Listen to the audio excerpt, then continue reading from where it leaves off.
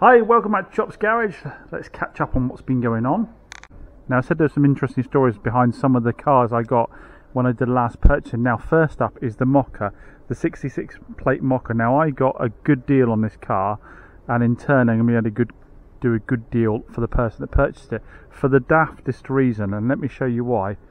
Now, being a main dealership, this car being a 2066 plate with low mileage and a full service history, they're all ready to retail this themselves. But what happened was, when they took the car for a test drive, they said that the engine felt like it had a little bit of vibration. Now, as I said before, the salespeople aren't actually allowed to pop the engine base and start playing around with them. So if they have a situation like that, they take it into the garage. So like I say, the test drive demonstrated a bit of vibration with the engine bay. The customer really hadn't noticed themselves, so they took it into the mechanics to have a look, and what they found was, if you can see down here at all, I don't know if you are going to be able to see, let's get you right down there. If you can see just there, just down where my finger is, hopefully you can see it, it has a little groove in the engine mount. And what they found was that the 3 bolts holding the engine mount in place, so you have the fixing on this side and you have fixing on the engine, is the 3 bolts. 2 of the bolts would actually work themselves out and were loose, and what that had allowed to do is the top pulley up here with the auxiliary belt on it had been allowed to start to wear into the engine mount. Don't know if that's really any help at all or not. I can't quite see in recording at the moment, but yeah, you can see there's a little groove in the engine mount there where that top wheel has ate into it a little bit.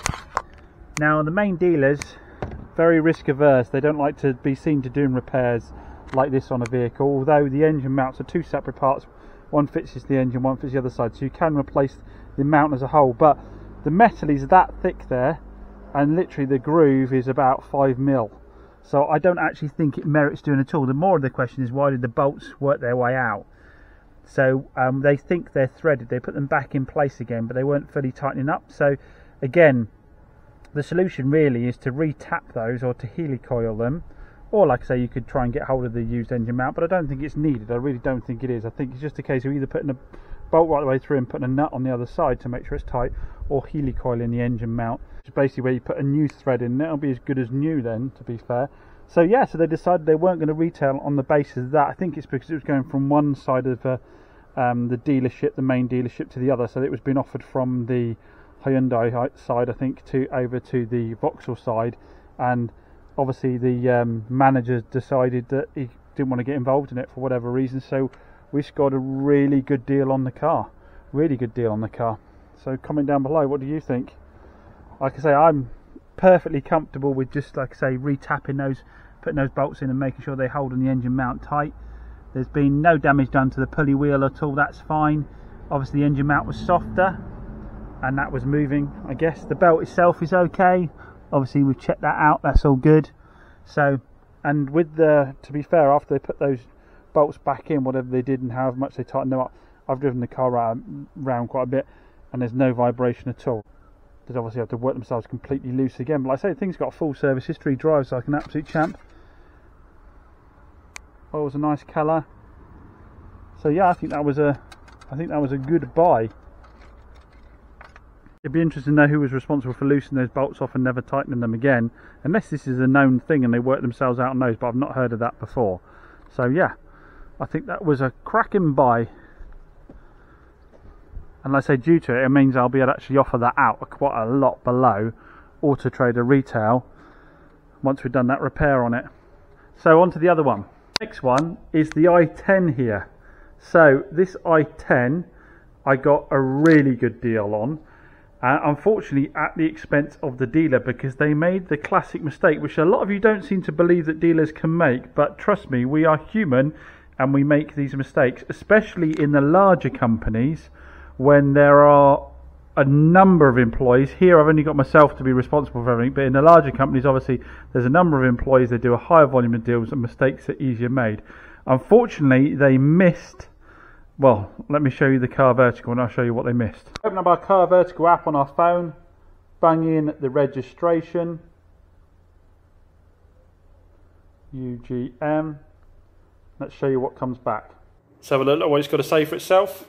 So we can see there that the Hyundai i10 is okay for theft, it's okay for mileage, it's okay for its financial and legal status, but, so it's got no outstanding finance, but it's got a warning for damage. If we scroll down here, we'll find, like I say, the mileage graph there shows us that mileage is genuine. But the vehicle has been damaged one time and it was marked as an insurance write-off. And it was written off as a Category N, repairable, non-structural damage. So that means that it was only external panels on the vehicle. It wasn't structural things like chassis legs, sills, anything like that. So things like bumpers, bonnets, wings. The average value for this vehicle is £7,000, but that's for a non-accident registered vehicle. As a rule, you take about 25% off for a car being Category N accident damaged. So you're talking about £2,100. The true value of this car, retail-wise, is about £5,000. So you can see if you didn't have this report, you could massively overpay for this car.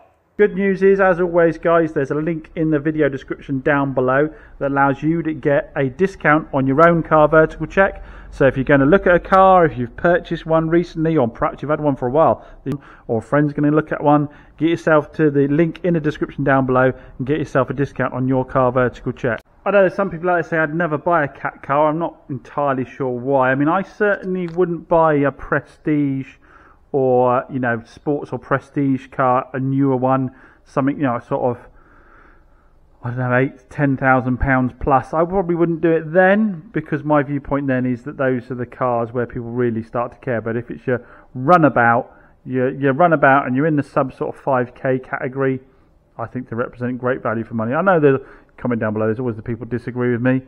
So rather than 7.2, it's going to be like 5.2. So huge saving for, like I say, what is going to have been panel damage, nothing structural. So again, remember, people say, oh, will it affect my insurance? No, I've not known anybody have to pay a higher rate. I mean, there might be exceptions to that, but I've not known anybody pay a higher rate. Oh yeah, but the insurance company will pay out less if I have an accident for it. Yes, they will, but they'll pay out about 25% less, and you bought it 25% cheaper, so you're in the same boat you were at the beginning. You've had no loss as a result of it. Oh, will I be able to sell it for less if I sell it privately? Well, yes, again, but you bought it cheaper. The only way you get burnt with these is if you pay full price or near full price for them, rather than an adjusted price. That's when you get burnt on. My wife drives Cat N cars. I've had Cat N cars. I think Cat N are really good value for money. Cat S, I'd want to see what the damage had been. I'd want to see what the repair was on it, because that's obviously structural. Cat N, panels, you know, doors, wings, bonnets, don't give a monkey's really, to be honest. Have a quick look over it. Check the panel gaps look all right on it. They're not massively out, which they're, you know, they're sort of even on the front of this. Just check there's nothing, you know, headlights aren't poking out, that kind of thing. You haven't got horrible paint somewhere. You know, that bumper looks like it could be out ever so slightly. Yeah, the bumper's out ever so slightly on that corner there. Yeah, might be a bit tight there, but at the end of the day, you're saving £2,000. There has to be a compromise for it, otherwise they wouldn't be cheaper at all, would they? So yeah, no, I think they represent really good value for money. I say Cat N specifically, I think represent really good value for money. You just got to go into it with your eyes wide open, make sure the price has been adjusted accordingly, and then there's no reason why. At the end of the day, in this scenario, you know, the kind of money we're talking about here, with this mileage on, you're probably talking a 2012 normally, and an old shape. So rather than getting a 2012 old shape, you're going to be getting a 2016 new shape. So in my mind, I think that's a compromise. Again, once you've kept the car, let's say you tend to keep the car for 3-4 years or more, it starts getting to that point where, to be honest, you're getting into the sort of sub 4k category for sale price. No one really gives a monkeys then. So I think that's probably one of my best buys here. Like I say, I went through the other ones before. There's some little crackers as well. I think the Swift should go quite swiftly. Oh dear, sorry about that. When it's actually advertised, it's just a case now of getting these cleaned and putting them up for sale. But certainly these two cars, the Mokka and the i10, will end up being probably the best value for money one. We have sold some off already. The i40's been sold, the Mondeo's been sold, the C-Max has been sold and the Focus Estate has been sold, so we're already starting to thin the herd out. We've already agreed deals on all 4 of those, so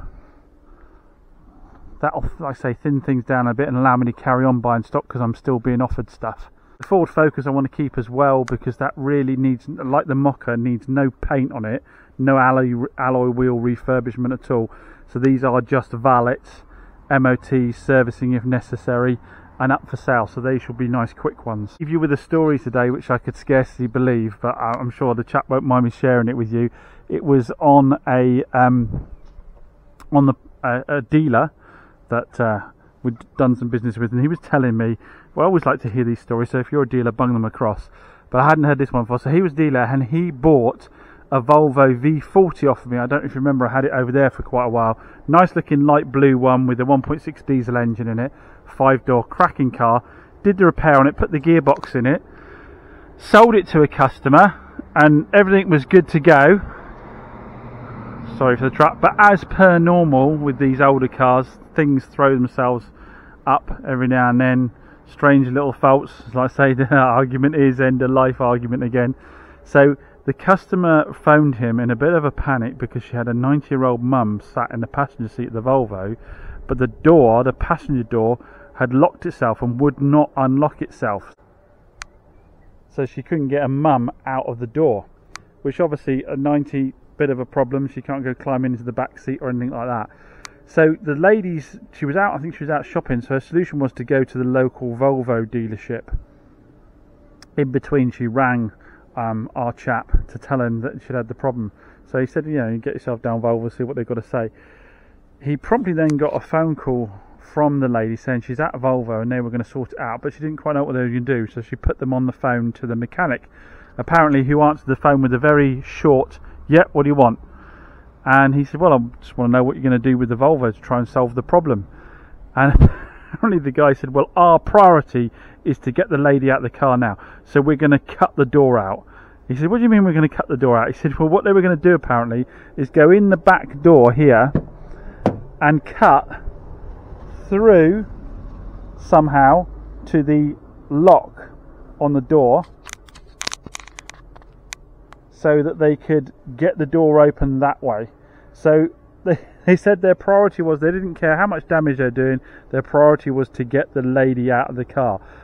But apparently it was going to be less stressful to this lady than try and move her across to the driver's seat and get her out that way. It was going to be less stressful to have them angle grinding the metal out of the door jamb and then forcing the door open. I could scarcely believe my ears when he was telling me this. So he said to the mechanic, "Can you do me a favour? Can you put me back on to the lady again?" So he put her back onto the lady, and he said, "You realise they're about to cut your door out, don't you? You realise they're literally about to hack the door out on your Volvo?" She went, "No, not at all." He said, "Look, come over to me." I think it was a Saturday as well. "Come over to me and I'll take a look at it." And luckily the lady decided to stop at that point, leave Volvo, come to our chap, who, you know, obviously it wasn't easy, but he'd managed to help get the lady across to the other seat, so he could then go about sorting out the door lock in a slightly less dramatic manner. But you can already kind of see the attitude that Volvo person had. It was like, oh, the dealer just wants to get out spending money kind of thing. But how could it have been better to be angle grinding stuff around this 90-year-old lady than to try and move her as comfortably across as possible?